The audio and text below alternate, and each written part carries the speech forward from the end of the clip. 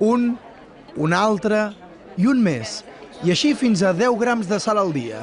És el que consumeix cada espanyol de mitjana, el doble del que recomana l'Organització Mundial de la Salut, i el 20% el proporciona el pa. El pan es uno de estos alimentos que podríamos llamar trampa, en el que sin que la gente perciba el sabor de la sal, sin embargo llevan bastante. La sal incrementa el risc d'hipertensió. La mortalitat s'ha duplicat en l'última dècada. El 88% de la població ingereix el doble de la sal recomanada, que són 5 grams, una culleradeta. Pels cardiòlegs és altament addictiva. Pels flequers és una font de sabor. El desafiament, que salut i pa siguin compatibles. De cada 100 grams de pa, un 1,8 són de sal, que porta una massa més plàstica, més homogènia i més elàstica. Què ens aporta més?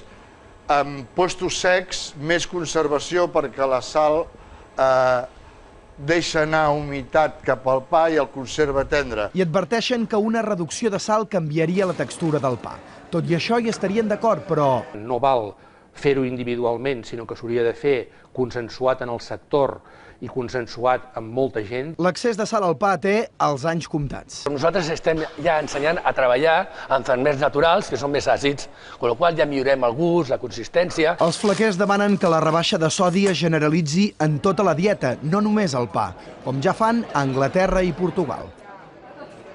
Sigue.